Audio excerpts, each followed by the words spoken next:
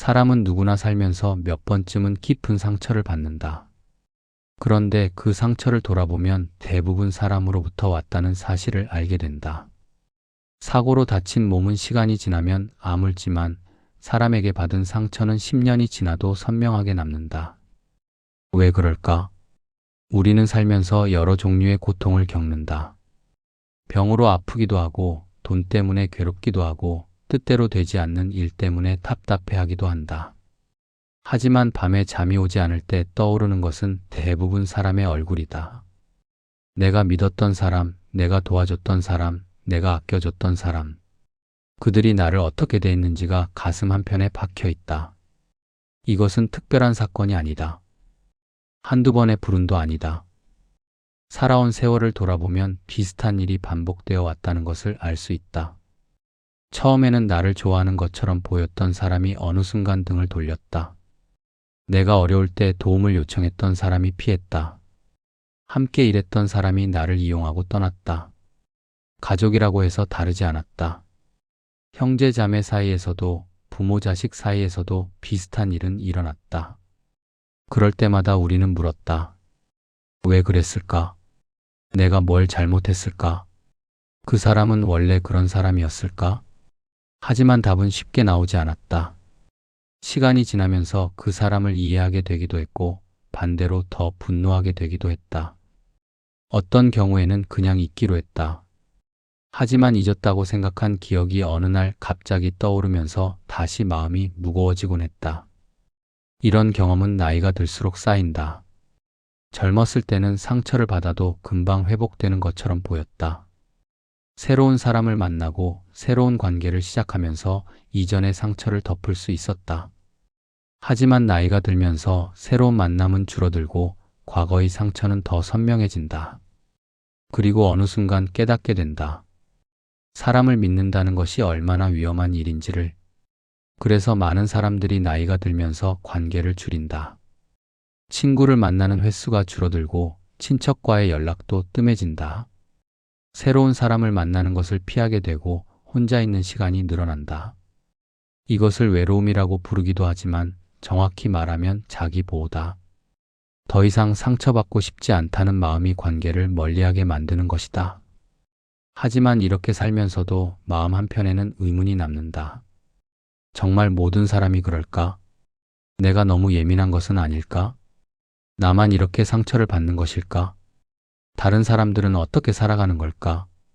이런 질문은 답을 찾기 어렵다. 주변 사람들에게 물어봐도 시원한 답을 듣기 힘들다.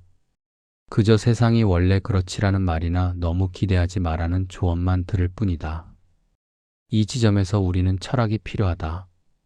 철학은 위로를 주지 않는다. 해결책을 제시하지도 않는다. 하지만 철학은 우리가 겪는 일을 다른 방식으로 바라보게 해준다. 특히 인간의 본성에 대해 깊이 생각했던 철학자들의 통찰은 우리가 겪은 상처를 이해하는 데 도움이 된다. 그 중에서도 쇼펜하우어라는 철학자는 인간 관계에 대해 매우 냉정한 시선을 가졌던 사람이다. 그는 사람들이 서로를 사랑한다고 말하지만 실제로는 자기 자신만을 사랑한다고 봤다.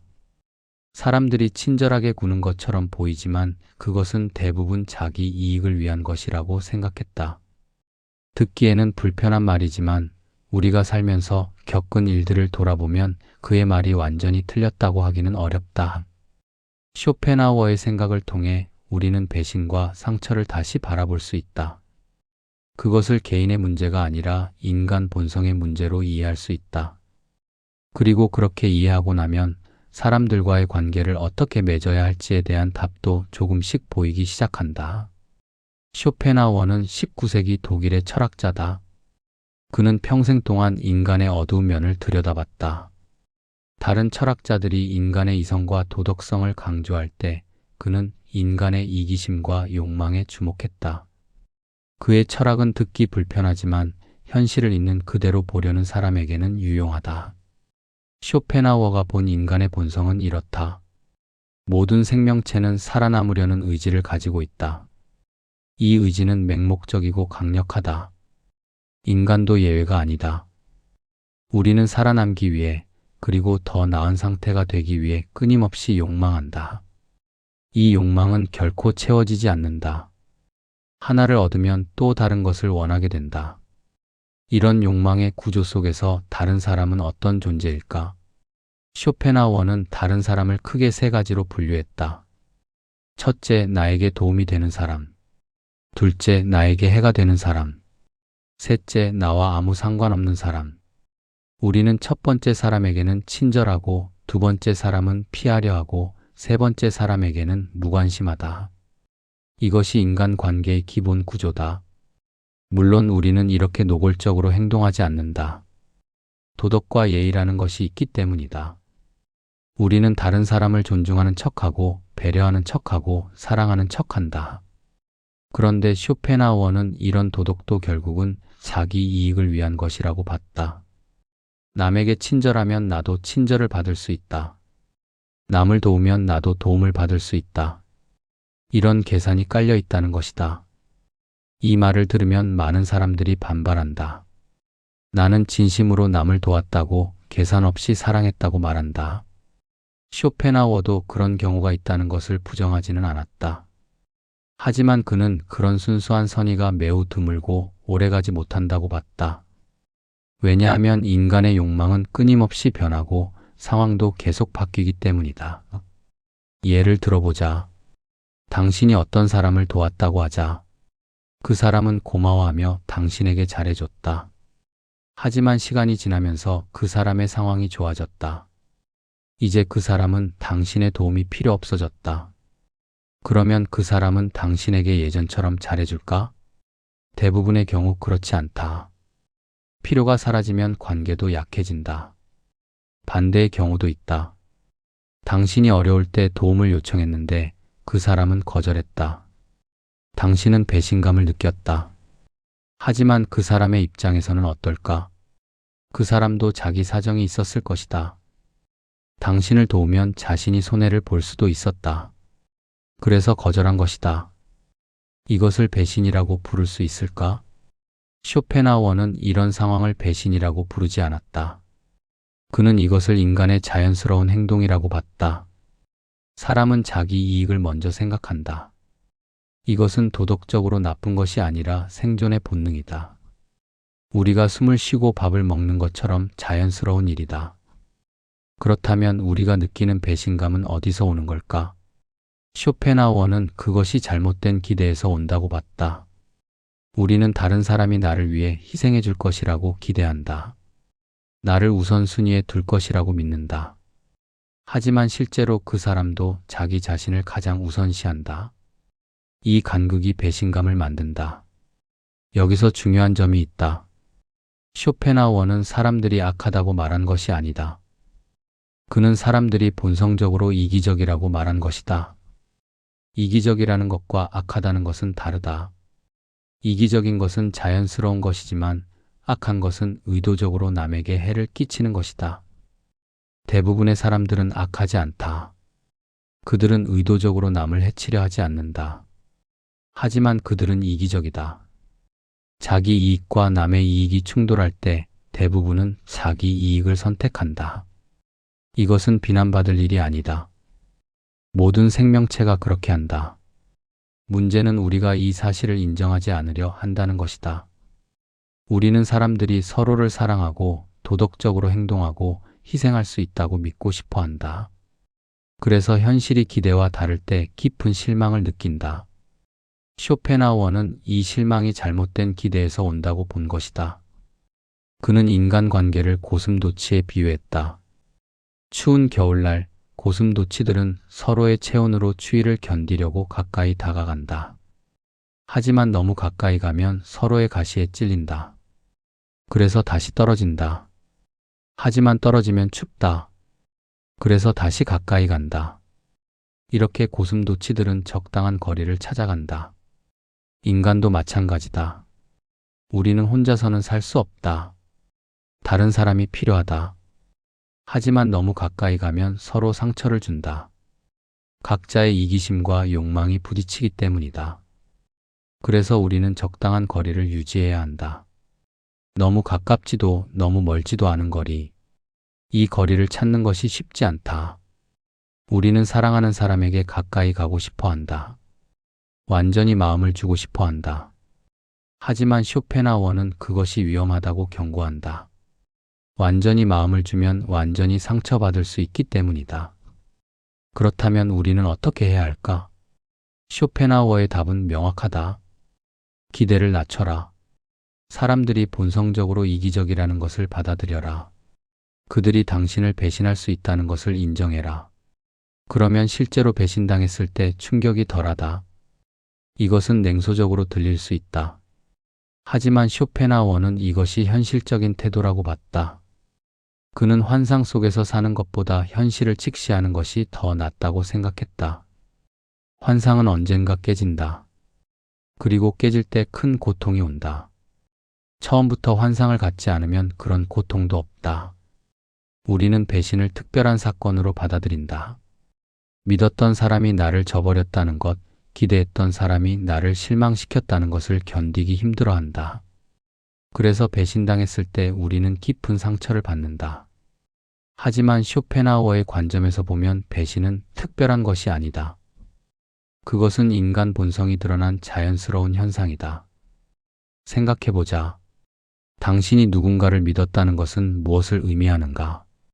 그것은 그 사람이 당신을 자기 자신보다 우선시할 것이라고 기대했다는 뜻이다. 당신의 이익을 위해 자기 이익을 포기할 것이라고 믿었다는 뜻이다.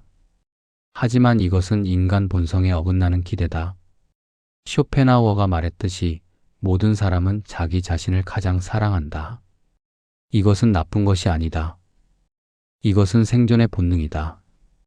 당신도 마찬가지다. 당신도 궁극적으로는 자기 자신을 가장 우선시한다. 다만 당신은 그것을 인정하기 싫어할 뿐이다.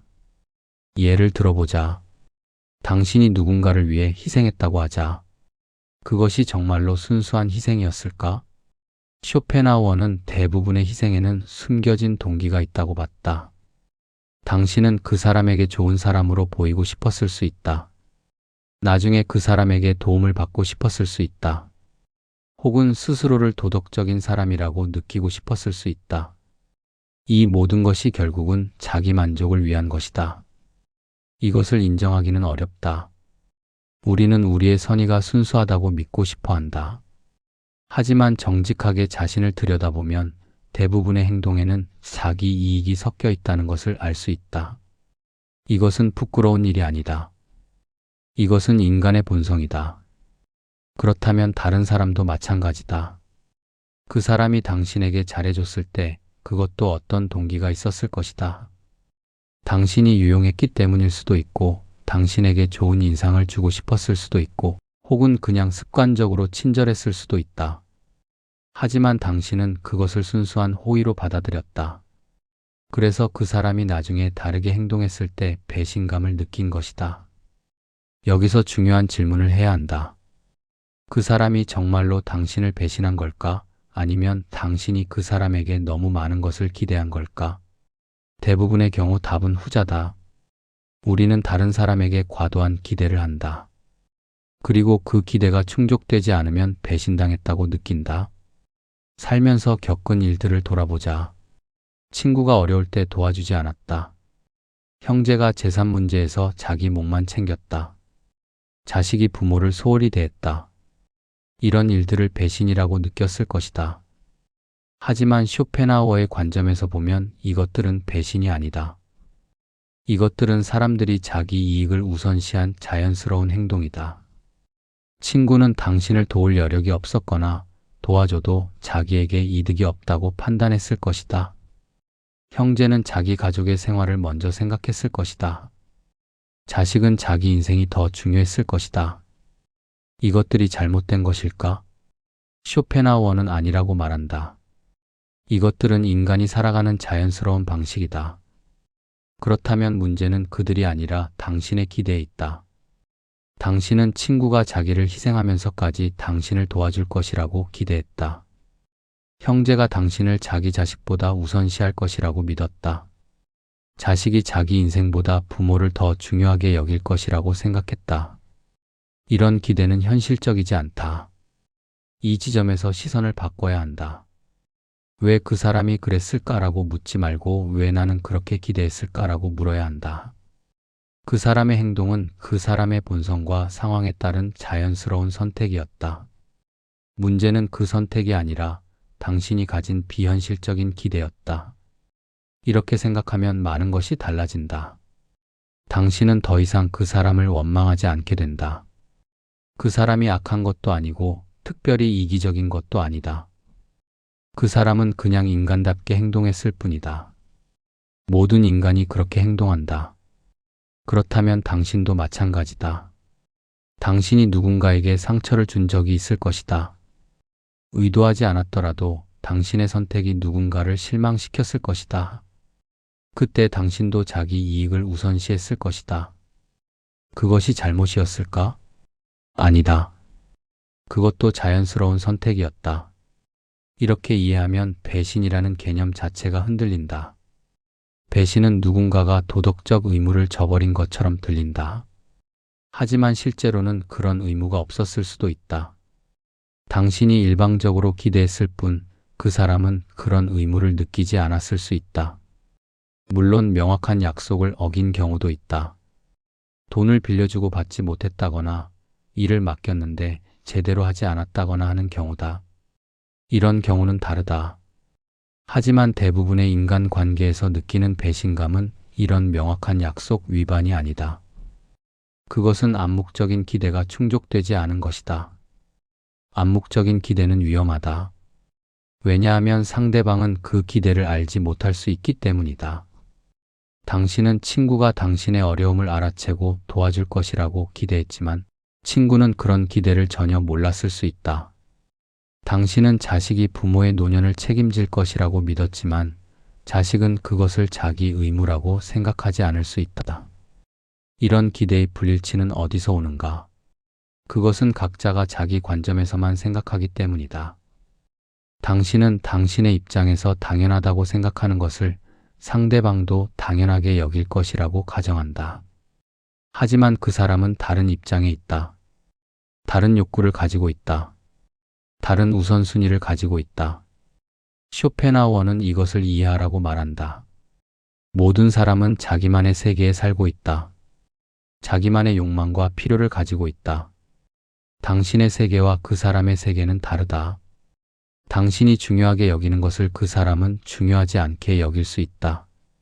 이것은 잘못이 아니다. 이것은 사실이다. 이 사실을 받아들이면 많은 상처가 예방된다. 당신은 더 이상 다른 사람이 당신의 마음을 읽어주기를 기대하지 않는다. 그들이 당신을 우선시해주기를 바라지 않는다. 당신은 그들이 자기 자신을 우선시할 것이라는 것을 안다. 그래서 그들의 선택에 놀라지 않는다. 이것이 냉정하게 들릴 수 있다. 하지만 이것은 현실이다. 그리고 현실을 받아들이는 것이 환상을 붙잡는 것보다 낫다. 환상은 언젠가 깨진다. 그리고 깨질 때 큰 고통이 온다. 하지만 처음부터 현실을 보면 그런 고통을 피할 수 있다. 배신과 상처의 본질을 이해했다면 이제 어떻게 관계를 맺어야 할지 생각해 볼 차례다. 쇼펜하우어는 두 가지 극단을 모두 피하라고 조언한다. 하나는 완전한 단절이고 다른 하나는 무조건적인 신뢰다.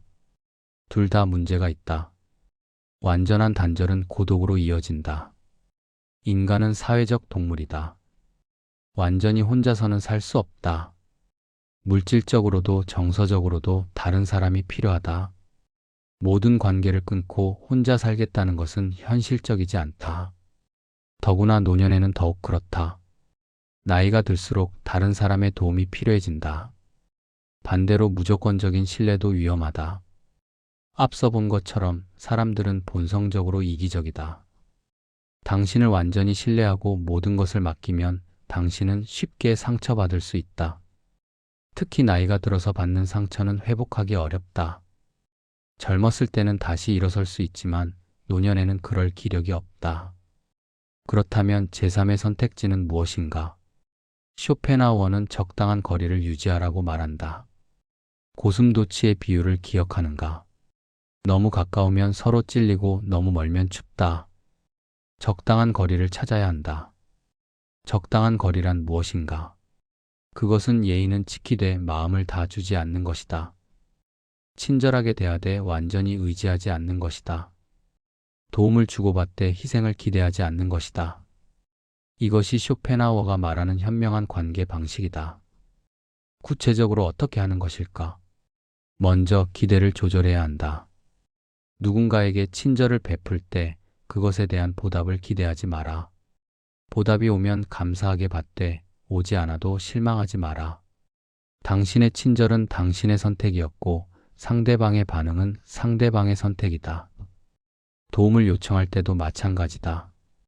도움을 요청하는 것 자체는 나쁘지 않다. 하지만 상대방이 거절할 수 있다는 것을 인정해야 한다. 거절당했다고 해서 배신이라고 생각하지 마라. 그 사람에게는 그 사람의 사정이 있다. 당신이 그 사람의 우선순위가 아닐 수 있다. 관계의 깊이도 조절해야 한다. 모든 사람과 깊은 관계를 맺을 필요는 없다. 대부분의 사람과는 표면적인 관계로 충분하다. 인사하고 가벼운 대화를 나누고 필요할 때 협력하는 정도면 된다. 깊은 관계는 소수의 사람과만 맺어야 한다. 그렇다면 깊은 관계는 어떻게 맺어야 할까? 쇼펜하우어는 깊은 관계도 조심스럽게 맺으라고 조언한다. 한 번에 모든 것을 주지 마라. 조금씩 시험해보라. 작은 일에서 그 사람이 어떻게 행동하는지 보라. 시간을 두고 그 사람의 성격과 가치관을 파악하라. 이것이 계산적으로 들릴 수 있다. 하지만 이것은 자기 보호다. 나이가 들수록 자기를 보호하는 것이 중요하다. 젊었을 때는 상처를 받아도 회복할 수 있었다. 하지만 노년에는 한 번의 큰 상처가 치명적일 수 있다. 재정적으로도 정서적으로도 신체적으로도 그렇다. 그렇다고 모든 사람을 의심하며 살라는 뜻은 아니다. 쇼펜하우어가 말하는 것은 현실적인 태도를 가지라는 것이다. 사람들이 완벽하지 않다는 것을 인정하라. 그들도 이기적이고 약하고 실수하는 존재라는 것을 받아들여라. 그러면 그들의 행동에 덜 놀라고 덜 상처받는다. 마음을 다 주지 않는다는 것이 냉정하게 대하라는 뜻은 아니다. 당신은 여전히 친절할 수 있다. 도움을 줄 수 있다. 배려할 수 있다. 다만 그것을 하면서도 자기 자신을 지켜야 한다. 당신의 친절이 당신을 해치지 않도록 해야 한다. 예를 들어 누군가에게 돈을 빌려줄 때를 생각해보자. 쇼펜하우어는 돈을 빌려주되 돌려받지 못해도 괜찮을 만큼만 빌려주라고 조언한다. 그 돈이 돌아오지 않아도 당신의 생활이 흔들리지 않을 정도여야 한다.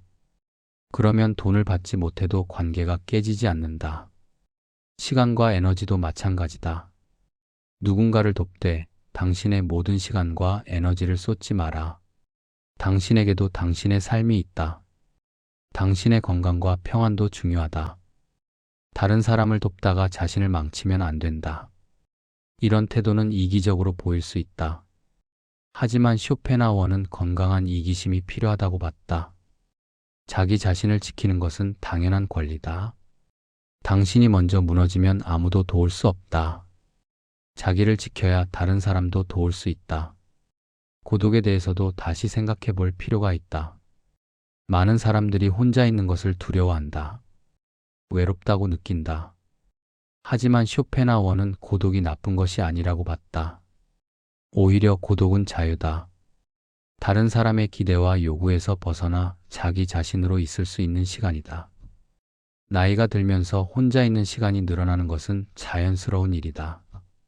친구들이 세상을 떠나고 자식들은 자기 삶을 살고 새로운 만남도 줄어든다. 이것을 슬퍼할 필요는 없다. 이것은 삶의 자연스러운 과정이다. 혼자 있는 시간을 어떻게 보내느냐가 중요하다. 외로움에 빠져 있을 수도 있고 그 시간을 자기를 위해 쓸 수도 있다. 책을 읽거나 생각을 정리하거나 취미를 즐기거나 그냥 조용히 쉴 수도 있다. 이런 시간은 귀한 것이다.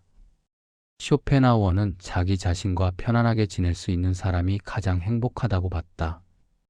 다른 사람이 없어도 괜찮은 사람, 혼자서도 충만할 수 있는 사람. 이런 사람은 다른 사람에게 의존하지 않는다. 그래서 다른 사람에게 쉽게 상처받지 않는다. 물론 완전히 혼자 사는 것은 불가능하다. 하지만 혼자 있는 것을 견딜 수 있어야 한다. 그래야 다른 사람과의 관계에서 자유로울 수 있다. 당신이 누군가를 절실히 필요로 하면 그 사람은 당신을 이용할 수 있다. 하지만 당신이 혼자서도 괜찮다면 당신은 당신의 조건으로 관계를 맺을 수 있다. 결국 쇼펜하우어가 말하는 관계의 지혜는 이것이다. 균형을 잡아라. 너무 가깝지도 너무 멀지도 않게. 친절하되 자기를 지켜라. 도움을 주되 희생하지 마라. 관계를 맺되 의존하지 마라. 혼자 있는 것을 두려워하지 마라. 이런 태도는 하루아침에 만들어지지 않는다. 오랜 시간 동안 경험하고 상처받고 배우면서 조금씩 형성된다. 나이가 들어서 관계가 줄어드는 것은 이런 지혜의 결과일 수 있다. 더 이상 필요 없는 관계를 정리하고 중요한 관계만 남기는 과정이다. 나이가 들면 관계가 줄어든다. 이것은 피할 수 없는 현실이다. 친구들이 하나둘 세상을 떠나고 몸이 불편해지면서 만남이 어려워지고 세대 차이로 젊은 사람들과의 대화가 힘들어진다. 가족과의 관계도 변한다. 자식들은 자기 가정을 꾸리고 손주들도 커가면서 바빠진다. 예전처럼 자주 만나기 어렵다. 이런 변화를 많은 사람들이 상실로 받아들인다. 외로움을 느끼고 버려졌다고 생각하고 쓸쓸해한다. 하지만 쇼펜하우어의 관점에서 보면 이것은 다르게 해석될 수 있다. 관계가 줄어드는 것은 패배가 아니라 정제의 과정이다. 젊었을 때는 많은 사람을 만났다. 학교 친구, 직장 동료, 이웃, 친척 등 여러 관계를 맺었다. 그 관계들 중 일부는 의미 있었지만 많은 관계는 그저 상황에 의한 것이었다. 같은 학교에 다녔거나 같은 회사에 다녔거나 같은 동네에 살았기 때문에 만난 사람들이다. 시간이 지나면서 이런 상황적 관계는 자연스럽게 사라진다. 학교를 졸업하고 직장을 옮기고 이사를 가면서 연락이 끊긴다. 처음에는 서운할 수 있지만 사실 이런 관계들은 진정한 관계가 아니었다. 상황이 만들어준 관계였을 뿐이다. 나이가 들면서 남는 관계는 진짜 관계다. 상황이 바뀌어도 계속 이어지는 관계. 특별한 이유가 없어도 서로를 찾는 관계. 이런 관계는 많지 않다. 쇼펜하우어는 진정한 친구는 평생 몇 명 되지 않는다고 봤다. 그리고 그것으로 충분하다. 관계의 수가 줄어드는 것을 부정적으로만 볼 필요는 없다. 오히려 그것은 삶의 정리 과정이다. 필요 없는 것을 버리고 중요한 것만 남기는 과정. 젊었을 때는 많은 것을 경험하고 많은 사람을 만나야 했다. 하지만 나이가 들면 그럴 필요가 없다. 이미 충분히 경험했고 이제는 정리할 때다.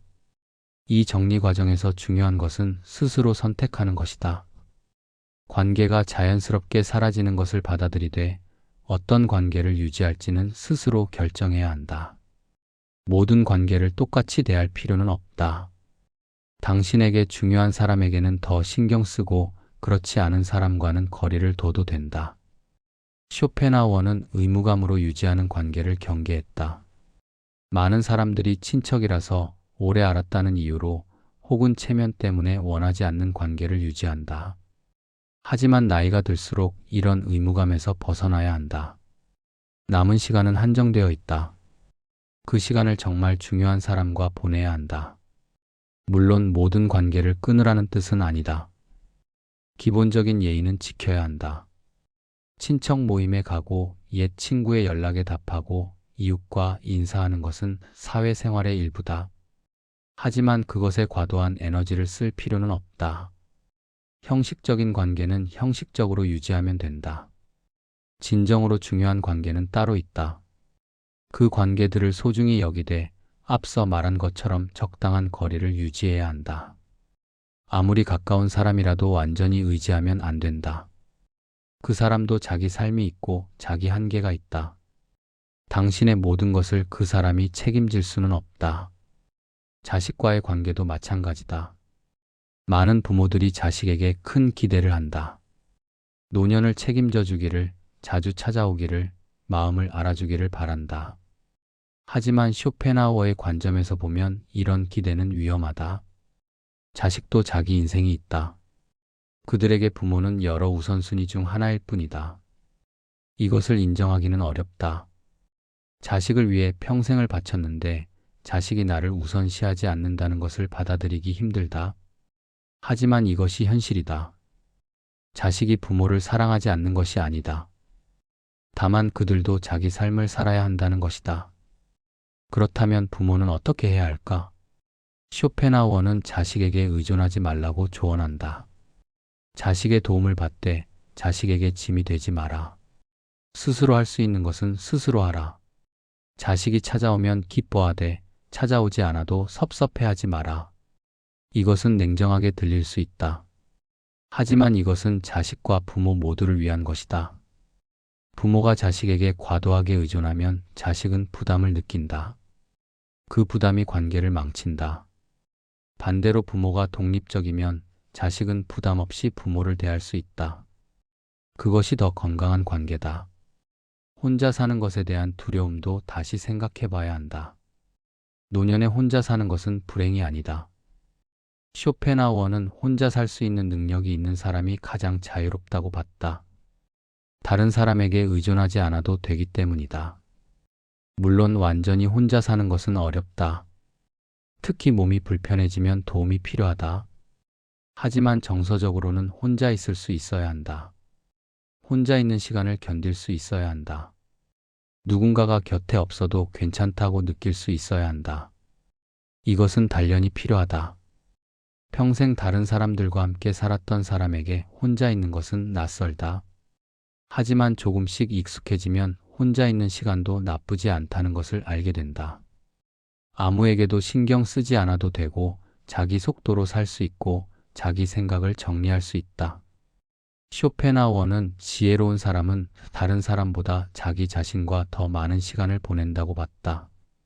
자기 생각을 들여다보고 자기 감정을 이해하고 자기 인생을 돌아본다. 이런 시간은 혼자 있을 때만 가능하다. 다른 사람과 함께 있으면 그들의 요구에 반응해야 한다. 나이가 들면서 관계가 줄어드는 것은 이런 내면의 시간을 늘리는 과정일 수 있다.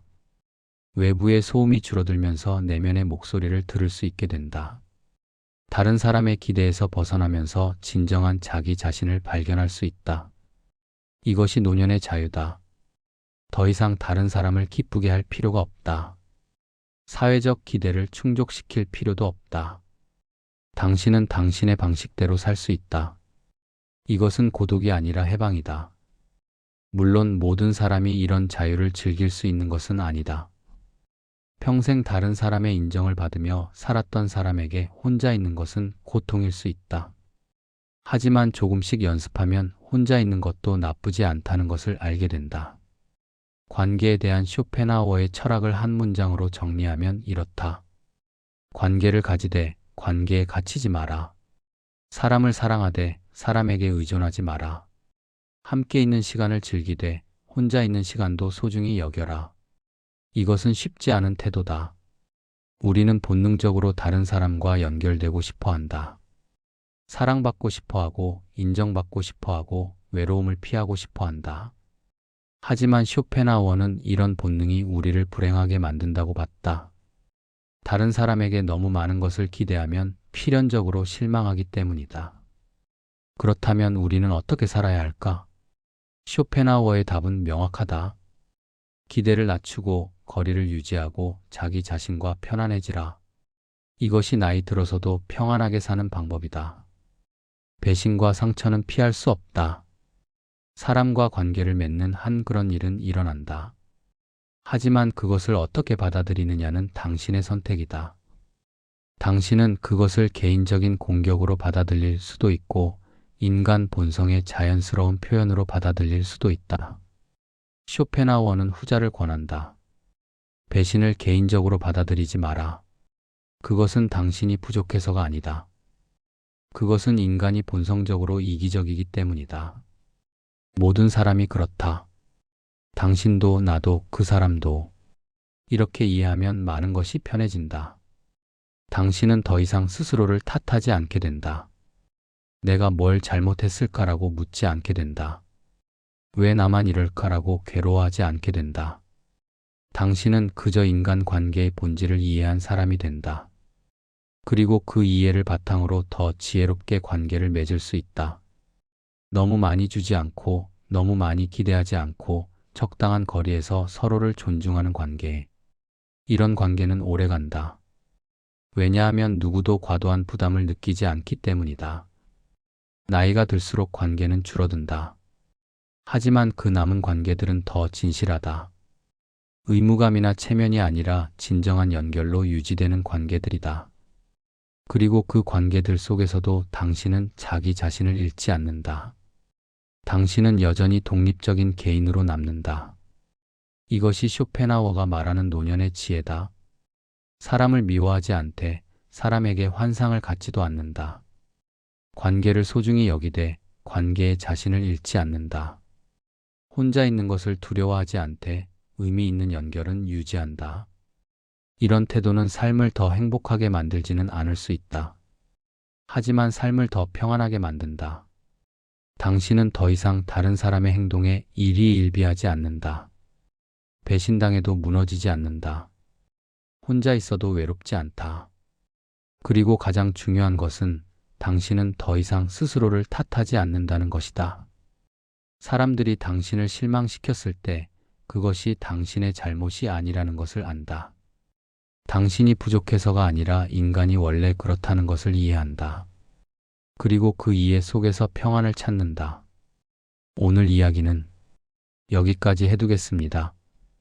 사람을 더 좋아하라고도 덜 믿으라고도 말하지 않겠습니다.